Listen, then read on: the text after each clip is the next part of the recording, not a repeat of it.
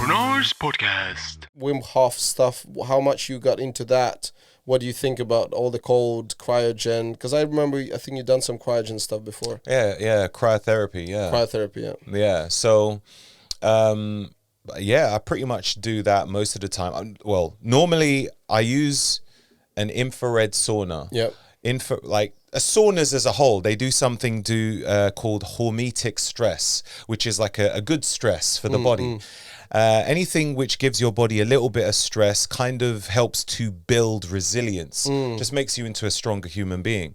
So doing that on a regular basis kind of helps to improve your immune system and make you stronger and stronger. An infrared sauna it works on an intracellular level, so it actually works. It pierces the skin and just works on your internal organs. Infrared actually naturally comes from the sun.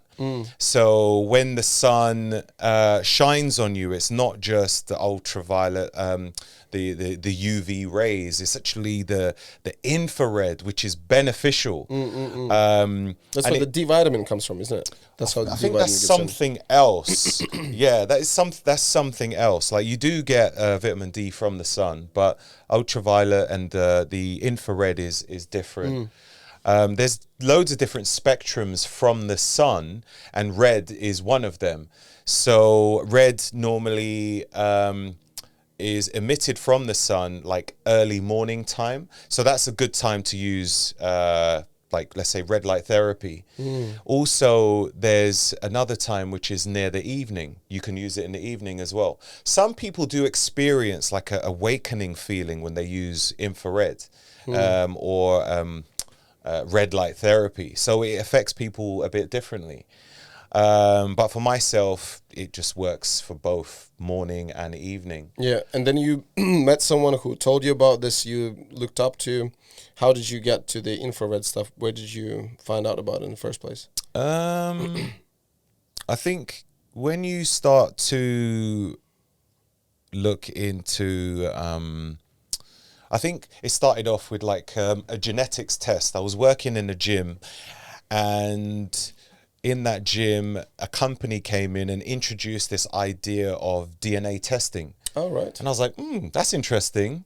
So basically what they said was you can find out from your DNA what type of training would be most suited for your genetics. That's pretty cool. I was like, really? Did you get ballet dancing? That exactly. They said ballet and cheerleading. I don't know where that came from.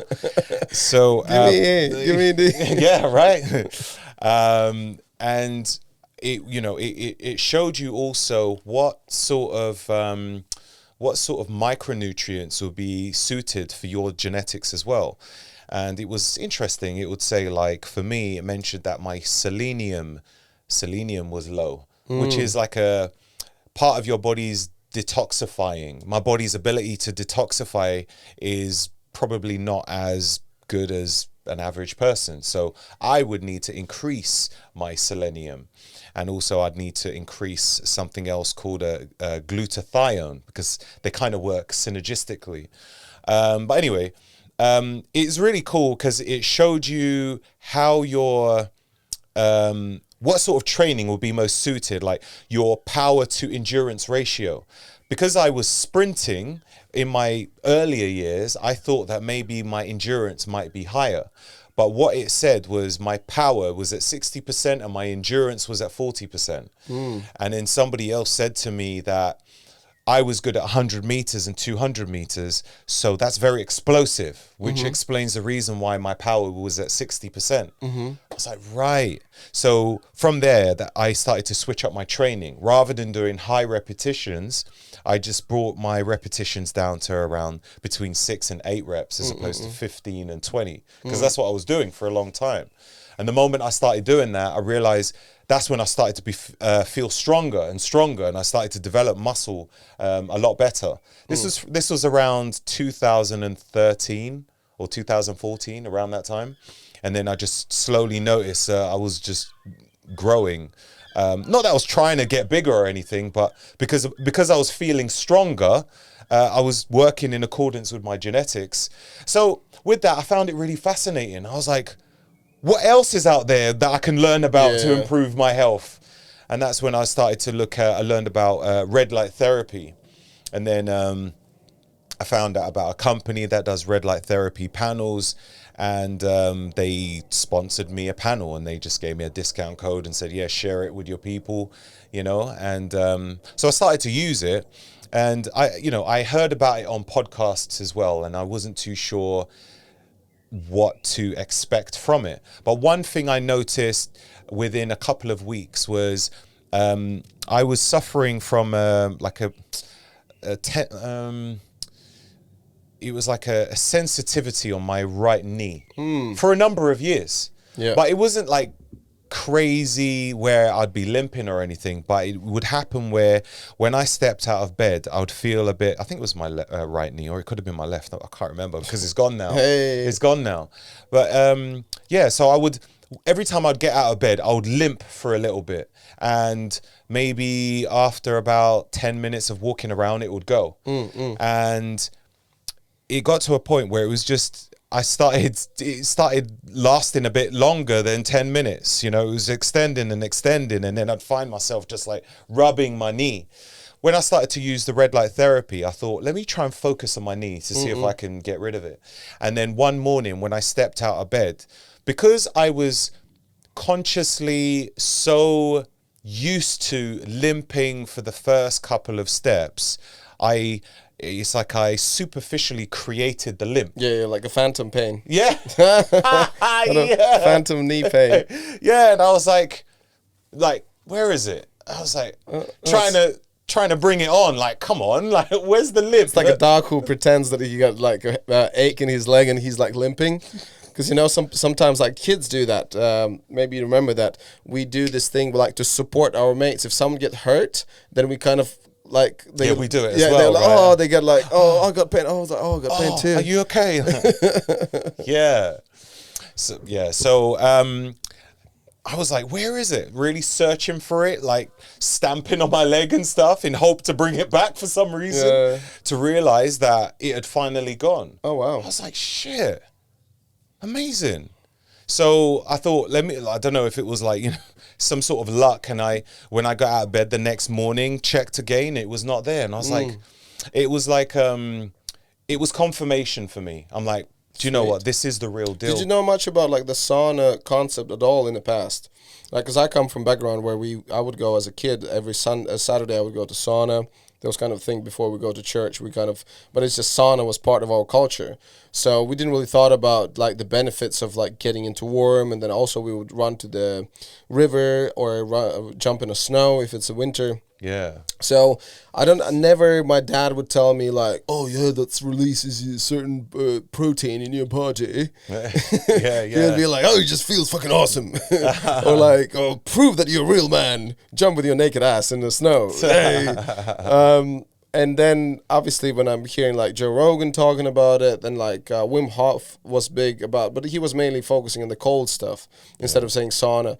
But then like, oh, it's both are good. And then what it is, just as you mentioned before, it's that thing about giving that shock to your body. And it makes total sense. If you your body get used to being in these uncomfortable situations, uncomfortable environments, and it actually can break through, you get used to it. Yeah. Just like you smash your fist against the wall, it's going to get harder and harder. Like you do pull-ups, you're going to get stronger and stronger. It's kind of simple in that sense.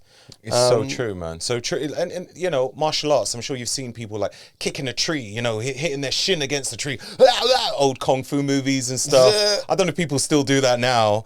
But yeah, after a while, it's like solid. Like you can kick it. It's absolutely... That's what I used to do. I watched the film, the Kickboxer, the Van Damme versus Tom Poe. Right, the guy bald with the long hair thingy. Yeah. And when he would train, he would be in this room and just doing this, kicking this like, what was that? Like it's a bamboo tree or something? No. That Van Damme trained afterwards because he saw him doing that. Van Damme was kicking bamboo, but Tam Po, that Asian guy, he was kicking just a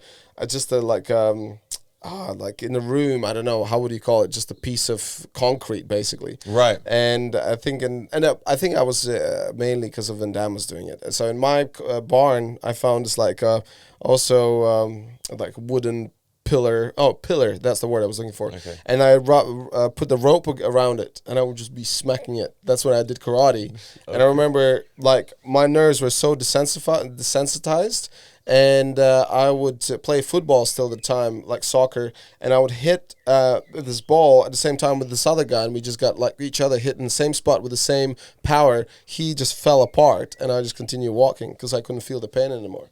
Amazing. What are you talking about? Something like that. That was my thing. But that's totally true. Yeah, that helps. But it's interesting that infrared stuff I didn't know about infrared till very recent time. In Latvia, they will not have infrared. Obviously, that's a newer technology. I'm just curious where that comes from. Who came up with that idea of infrared saunas, or that you got the red light therapy, which has infrared, near infrared. They work on different levels of penetration through the skin, and then you've got the infrared sauna. Somehow someone came up with the idea of putting it together. I don't know, but it's amazing. Yeah, it's really cool. So yeah, with the sauna, there's the hormetic stress. But then there's like the vasodilation to help with, like, blood flow movement and detoxifying as well. So the whole idea of the cold, that's like a vasal restriction, closing all the pores back up again. But I think also with the restriction is the cold actually draws a lot of nutrients to certain areas. And that's one of the reasons why the kind of cold therapy is really good, where when it's cold, your body's like, okay, we need to get lots of nutrients here. So like, I don't know, if you want to try and heal an area where you got a bruise, you put cold there, and it's like nutrients, blood and everything to try and feed it. But yeah, just the contrast in both of them is supposed to be pretty amazing, back to back. I actually wanted to put like a cold shower in my garden, but I never got around to doing it. I'll do that at some point. Yeah, cold shower. That's cool. I just put here in front. I had this bucket with cold water. Yeah. I bought a little fridge, so I put like the little like containers of water, so they freeze up, and then I just put these chunks of ice in there, and we were sitting like a dumbass in there outside. I remember all my housemates were like, "What the hell is going on there?" I'm just sitting there like to hear. That's wild. It's something. And then I was swimming in Thames, like here in Slough. You can go and swim. The wild water swimmers. There are a lot of those. Oh. So I remember the lowest temperature I ever got was like 5 degrees, 6 degrees. Dude. Oh, dude, it's insane. And I remember I would go in with my mate for like a couple of minutes, and we get out like big men. Yeah, we did something amazing. And then I see these ladies in their 50s just walking just from a swim. I was like, "How long you guys were in the water?" An hour. I was like, "What?" Next and level. they're like, "Oh yeah, we were swimming for like years now." I was like, "Shit!" All of a sudden, my manhood just kind of like, I have nothing. It's incredible. I think the coldest from what I remember is about 7. Yeah. 7 is good. Yeah, 7 is well, good. I've done the plunge, and I was like, mate, this is much. I think I did experience for a period when I'd done a Tough Mudder, challenge. It was really cold, but again, it was a short period. I think you drop in some icy water and you come out the other side, and then you swim a short distance. I was like, mate. Blah, blah, blah. Renars Podcast.